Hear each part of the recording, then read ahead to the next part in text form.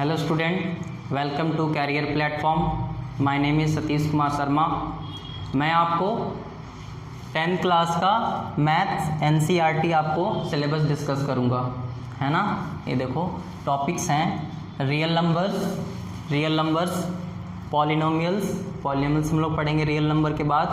Pair of linear equation in 2 variables, है ना। फिर 4th में आएंगे आपको क्वाड्रेटिक इक्वेशंस, है ना। फिर इसके बाद 5th में हम लोग अर्थमेटिक प्रोग्रेशंस, 6th में ट्राइंगल्स पढ़ेंगे हम लोग, 7th में कोऑर्डिनेट ज्योमेट्री, है ना। फिर 8th में introduction of trigonometry, 10th class में ये इंट्रोड्यूस होता है। 9th में इसके एप्लीकेशन पढ़ेंगे, सम एप्लीकेशन ऑफ ट्रिग्नोमेट्री, है ना। फिर हम लोग चलेंगे 10th में सर्कल्स, उसका 11th में कंस्ट्रक्शन चैप्टर है आपका। 12th में एरिया रिलेटेड टू सर्कल्स, 13 है सरफेस एरिया एंड वॉल्यूम्स, जो आप 9th क्लास में पढ़े थे, है ना। फिर 14 में स्टैटिक्स को हम लोग डिटेल करेंगे। 15 में प्रोबेबिलिटी, जो 9th क्लास में आप पढ़े थे उससे आगे यहाँ थोड़ा सा एडवांस लेवल पर थोड़ा सा होगा, है ना। इसको हम लोग धीरे धीरे, अब देखिए पॉइंट एग्जाम के पॉइंट ऑफ व्यू से कौन टॉपिक कितना इंपॉर्टेंस रखता है ये आपको हम एक बार बता देते हैं। रियल नंबर आपको मार्क्स में आते हैं, 1 मार्क्स का कोई आता है, 3 मार्क्स के 1-2 क्वेश्चन, एक क्वेश्चन 3 मार्क्स के रहते हैं। इससे पॉलिनोमियल से रहते भी हैं, पॉलिनोमियल से भी क्वेश्चन रहते हैं, 1 मार्क्स का पॉलिनोमियल से रहेगा ही रहेगा। दूसरा कि पॉलिनोमियल से एक क्वेश्चन 2 मार्क्स का रहता है। दूसरा pair of linear equation in 2 variable से भी क्वेश्चन होते हैं आपको। इसमें 2 मार्क्स 3 मार्क्स के 2 क्वेश्चन जरूर मिलेंगे आपको। क्वाड्रेटिक इक्वेशंस, इसमें भी क्वेश्चन आपको मिलते हैं 3 मार्क्स का। अर्थमेटिक प्रोग्रेशन में ये स्कोरिंग है, अर्थमेटिक प्रोग्रेशन जो ये टॉपिक है ये थोड़ा स्कोरिंग है आपका। ये बहुत ही कंसेप्ट पे बैठा हुआ है, आप एग्ज़ाम में आपको स्कोर करने के लिए काफ़ी मदद करेगा ये, है ना। ट्रायंगल्स, अब ज्योमेट्रिक पार्ट्स हैं, ट्रायंगल्स हो गए। ट्रायंगल्स के बाद हम लोग ट्रायंगल्स पढ़ेंगे, फिर सर्कल में आ जाएंगे, फिर सर्कल के बाद एरिया रिलेटेड सर्कल, फिर 13 volume, surface area and volume, ये हम लोग ख़त्म करेंगे। ट्रायंगल्स ख़त्म करने के बाद सीधा सर्कल, फिर एरिया रिलेटेड टू सर्कल्स, फिर सरफेस एरिया एंड वॉल्यूम्स। इस तरह से हम लोग बातचीत करेंगे क्योंकि एक दूसरे से कनेक्टेड है ये चीज़ें, समझाने में काफ़ी मदद मिलता है स्टूडेंट को। दूसरा फिर हम स्टार्ट करेंगे कोऑर्डिनेट ज्योमेट्री। कोऑर्डिनेट ज्योमेट्री भी बहुत इंपॉर्टेंट टॉपिक है ये भी एक तरह से देखा जाए तो ये भी एक स्कोरिंग है ना। इससे भी हमारे 3 मार्क्स के क्वेश्चन इसमें से जरूर आता है। ट्रिग्नोमेट्री, इसमें ट्रिग्नोमेट्री और 10th क्लास में ट्रिग्नोमेट्री फर्स्ट टाइम इंट्रोड्यूस किया है इसमें सिलेबस, 10th के सिलेबस में। हम 9th तक ट्रिग्नोमेट्री के बारे में कुछ भी नहीं जानते हैं, लेकिन 10th में ट्रिग्नोमेट्री का हम लोग इंट्रोडक्शन भी पढ़ेंगे और उसका 9th लेसन में हम लोग एप्लीकेशन ऑफ ट्रिग्नोमेट्री भी पढ़ेंगे, इसके यूजेस कहाँ होते हैं जनरल वे में, है ना। इसके बाद हम लोग ये चढ़ेंगे, काफ़ी इंटरेस्टिंग है ये टॉपिक, ट्रिग्नोमेट्री और एप्लीकेशन ऑफ ट्रिग्नोमेट्री। बात करेंगे कंस्ट्रक्शन की, तो कंस्ट्रक्शन वो बनाना पड़ता है आपका पूरा ज्योमेट्री बॉक्स वगैरह से, ये भी काफ़ी इंटरेस्टिंग है, बनाओगे तो आप आसानी से कर लोगे इसको। दूसरा स्टैटिक्स हम बोल चुके हैं पहले, ये काफ़ी इम्पॉर्टेंट टॉपिक है। Circles, area related circles, surface area and volumes और ये ट्राइंगल्स, ये 4 टॉपिक काफ़ी इंपॉर्टेंट है ज्योमेट्री के पॉइंट ऑफ व्यू से। एक दूसरे से कनेक्टेड चीज़ें हैं, समझ में जल्दी आता है आपको कैसे। सर्कल्स के जो बेसिक्स 9th क्लास के कॉन्सेप्ट से स्टार्ट करेंगे और यहाँ कॉन्सेप्ट को जो थ्योरी से हम लोग एक्सप्लेन करेंगे चीज़ों को, है ना। फिर इसी तरह से एरिया रिलेटेड सर्कल जैसे ही पढ़ाएंगे, इसी के भी हाफ पर पढ़ाएंगे, इसमें नए चीज़ आ जाते हैं, सेक्टर आ जाते हैं, है ना। उसमें डिटेल से क्वेश्चन हम लोग करेंगे।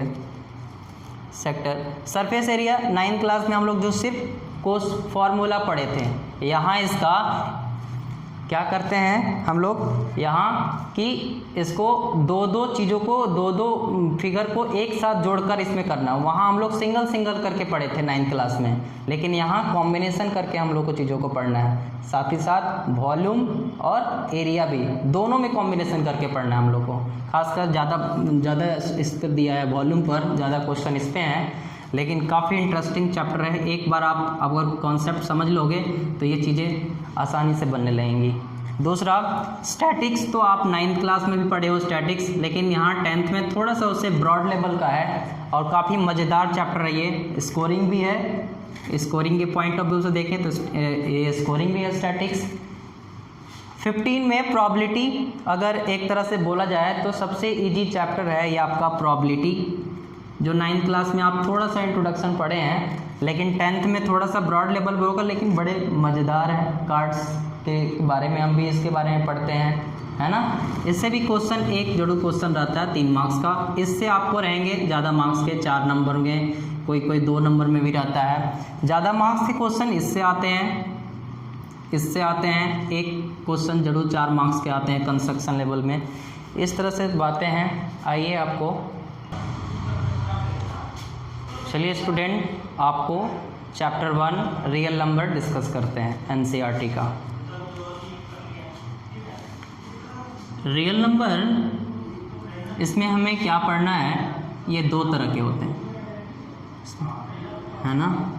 2 तरह के होते हैं, रैशनल नंबर,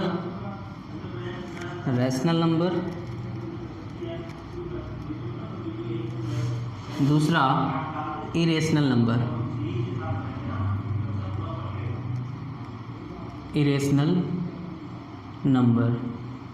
है ना। रैशनल नंबर और इरेशनल नंबर, ये हमें डिस्कस करना है। रियल नंबर में 4 टॉपिक हैं, 4 एक्सरसाइज हैं आपके। एक्सरसाइज 1.1, 1.2, 1.3। तो फर्स्ट में हमको क्या पढ़ना होता है, चलिए आपको बताते हैं रैशनल नंबर क्या होता है। रैशनल नंबर ऐसा नंबर है, रैशनल नंबर में देखिए क्या क्या आते हैं, जिसको हम किसी भी नंबर को p/q के रूप में लिखते हैं, where q not equal to 0। ऐसे नंबर्स जो p/q के रूप में लिखे जा सकते हैं, जैसे कि एग्जाम्पल के तौर पर 1/2, 3/5 समथिंग, 0/1, है ना, 2/5, कुछ इस तरह, कुछ भी हम लोग इस तरह से p/q के रूप में लिख सकते हैं। बस डिनोमिनेटर आपका 0 नहीं होना चाहिए। ये आपका रियल नंबर में। रियल नंबर में और कौन कौन से नंबर होते हैं, सारे नेचुरल नंबर आ जाते हैं, होल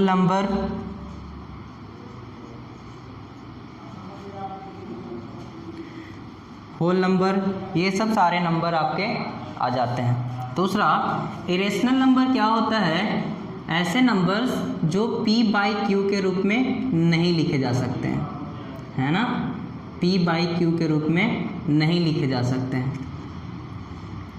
p/q के रूप में नहीं लिखे जा सकते हैं। जैसे एग्जाम्पल है √2, √3, √5 एक्सेट्रा। ऐसे नंबर्स इरेशनल नंबर होते हैं, है ना। हम लोग डिटेल से चर्चा करेंगे इस पे आगे, जैसे एक्सरसाइज बढ़ते जाएंगे, है ना। ये सब रैशनल नंबर, इरेशनल नंबर में कैटेगराइज है। अब हमको टॉपिक में जैसे 4 पार्ट है रैशनल नंबर, आपके एनसीईआरटी में 4 पार्ट हैं, फर्स्ट, सेकंड, थर्ड में क्या क्या पढ़ना है उस पर डिटेल हम लोग कर लेते हैं। तो फर्स्ट आपको पढ़ना है algorithm, Euclid division lemma.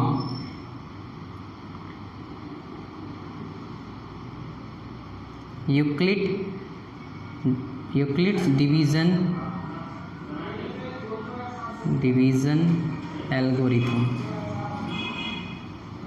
Algorithm या लेमा एक ही बात है।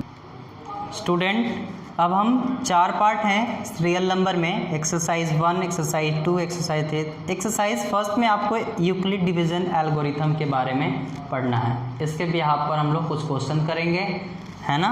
दूसरा एक्सरसाइज एलसीएम और एचसीएफ और एलसीएम के रिगार्डिंग है क्वेश्चंस, प्राइम फैक्टराइजेशन से करना पड़ता है ना। तीसरा एक्सरसाइज है इरेशनल नंबर आपको प्रूफ करना होता है कि ये इरेशनल नंबर है या नहीं, उसके रिगार्डिंग क्वेश्चन आते हैं। और चौथा में है क्या कि टर्मिनेटिंग, नॉन टर्मिनेटिंग, पर उस पर क्वेश्चन हम लोग कैसे उसको टर्मिनेटिंग, नॉन टर्मिनेटिंग बिना देखे, बिना लॉन्ग प्रोसेस में गए आप बता पाओगे कि ये टर्मिनेटिंग है, नॉन टर्मिनेटिंग है, इसमें किस थ्योरम होते हैं उसको हम लोग एक एक करके डिस्कस करेंगे, है ना। एक बार देखना यूक्लिड, फर्स्ट हम लोग करते हैं Euclid division algorithm. First topic आपका यूक्लिड डिवीज़न एल्गोरिथम, यहाँ से डिस्कस करते हैं।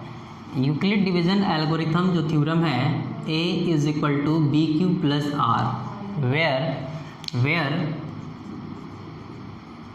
A क्या है डिविडेंड, Q क्या है क्वोशेंट, है ना, और R क्या है रिमाइंडर, और B क्या है यहाँ डिवाइजर।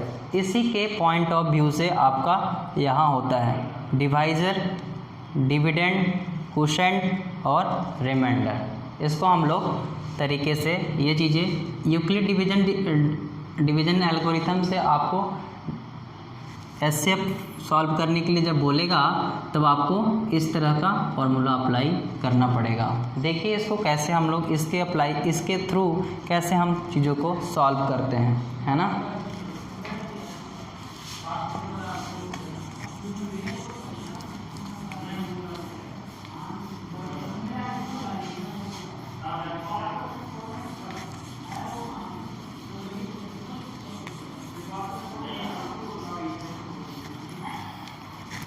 फर्स्ट क्वेश्चन है आपका 135 एंड 225। तो हम लोग इसको कैसे सॉल्व करेंगे, एचसीएफ सॉल्व करना है इसी से। तो अप्लाइंग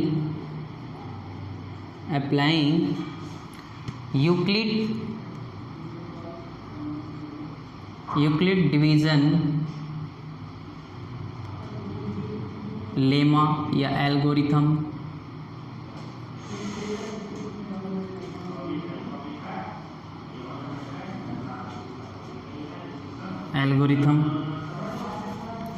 तो इसमें देखेंगे जो सबसे बड़ा है, जो 2 नंबर में से जो नंबर जो बड़ा है उसको पहले लिख लेंगे यहाँ, या पहले अप्लाइंग यूक्लिड डिवीज़न, तो यहाँ लिखेंगे A = BQ + R। अब देखिए इस पर ये आपका फॉर्मूला हो गया यूक्लिड डिवीज़न एल्गोरिथम का। दूसरा, तो इसमें से जो संख्या बड़ा है उसको हम लोग यहाँ डिनोट करते हैं। 225 बड़ा है और ये 135 बेसिक्स है इसका, यही आपका dividend, divisor, dividend, quotient, remainder वाला, है ना। इसमें क्या है कि जो संख्या बड़ा है उसको हम लोग डिविडेंड के तौर पर लिखते हैं, ठीक है, और जो संख्या उससे छोटा है उसको हम लोग डिवाइजर ले लेते हैं। और इसको उसी तरह से जैसे हम लोग 9th तक पढ़ चुके हैं बच्चों क्लास में, उसी तरह से डिवाइड करेंगे। तो इसमें देखना एक बार डिविजिबल होगा ये 135, कितने आ गए 90 बच गए, है ना, 90 हो गए। तो इसको हम लोग क्या करेंगे 135 जो यहाँ ये क्या हम बताए थे Q क्या है हमारा क्वोशेंट है, ये क्वोशेंट है, तो Q ये हो जाएगा Q1 इसके जगह पर 1 के जगह पर, और रिमाइंडर हमारा कितना बच रहा है 90, तो 90 यहाँ हम लिख देंगे। इसी तरह से सेम करेंगे। अब जो ये संख्या अब यहाँ आएगा क्रॉस, आप करोगे मल्टीप्लाई तो ये 225 के बराबर आ जाएगा। अब ये संख्या यहाँ आएगा 135 यहाँ कर देंगे, और ये चीज़ें जो इसका फर्स्ट में स्टेप में रिमाइंडर था वो यहाँ डिवाइज़र का काम करेगा, ये चीज़ें यहाँ आ जाएंगी 90, ठीक है। अब हम उसी तरह से प्रोसेस को फॉलो करेंगे, 90 से डिवाइड करेंगे 135 में, तो 90 से डिवाइड कर रहे हैं हम 135 में, ये 1 टाइम्स जाएगा। अब यहाँ हम 90 लिखेंगे, 40 बचा, है ना, 1 टाइम्स, तो जितना बार पॉसिबल है उतना बार डिविजिबल करेंगे हम। तो देखना 90 इंटू 1 प्लस कितने बच गए 45, है ना। इस तरह से प्रोसेस, यहाँ जब तक 0 नहीं आ जाता है तब तक हम प्रोसेस को आगे बढ़ाते रहेंगे, ठीक है। इसी चीज़ को हम यहाँ लाएंगे, 90 यहाँ डिविडेंड का काम करेगा, ये 40 जो रिमाइंडर था यहाँ डिवाइज़र का काम करेगा। अब इसी तरह से अब हम जानते हैं कि 45 2 जा 90 होता है, तो 2 टाइम्स बच गए क्या यहाँ रिमाइंडर। जैसे आप एक बार देख लो 40 90 और ये 2 टाइम्स जाएंगे तो पूरे पूरे कट गए ना ये। अब जब पूरे पूरे कटेंगे ये पूरे तो रिमाइंडर क्या हो जाएगा 0। तो हम यहाँ देखो रिमाइंडर को 0 लिख रहे हैं। जैसे ही रिमाइंडर 0 होता है प्रोसेस को यहीं तक रोकेंगे एंड फाइनली HCF लिखेंगे। Hence HCF is equal to, ये वाला आंसर हो जाएगा 45। HCF कितने हो गए 45। जैसे रिमाइंडर आ जाता है ये डिवाइजर जो है वही आंसर ले आता है, ठीक है। सेम क्वेश्चन को इसी प्रोसेस से हम लोग करेंगे सेकंड वाले को, यही प्रोसेस है आपका। चलिए आइए स्टूडेंट सेकंड क्वेश्चन को हम सॉल्व करते हैं। ठीक उसी तरह से applying Euclid division algorithm A is equal to BQ plus R लिखेंगे ऐसे।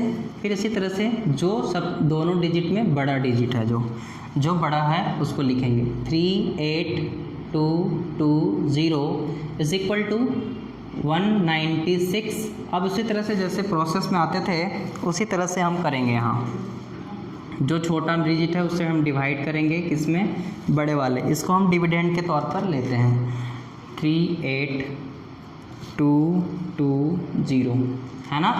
अब इससे हम डिवाइड करेंगे तो कितने टाइम में जाएगा, कितने टाइम्स करेंगे वो हम लोग यहाँ देखते जाएंगे। तो इसको हम करते हैं तब 195 टाइम्स में करेंगे तो ये 0 हो जाएगा। और आपको हम बताए थे कि जब रिमाइंडर 0 आ जाता है, ये देखिए रिमाइंडर शो कर रहा है, जब रिमाइंडर 0 शो करेगा तो हम कहेंगे क्या प्रोसेस को यहीं तक जाएगा, है ना। अब इसके बाद हम फाइनली लिख सकते हैं क्या कि HCF बराबर क्या हो गया आपका ये वाला डिवाइजर के तौर पर 196, ठीक है। तो स्टूडेंट्स आपके लिए थर्ड क्वेश्चन आपको बनाकर आपको कमेंट बॉक्स में आपको करना है इसका आंसर कितना आएगा। तो इसी तरह से हम NCERT को अभी स्टार्ट किए हैं, लास्ट भी करेंगे, आपको इसी तरह से NCERT का सॉल्यूशन मिलते रहेगा।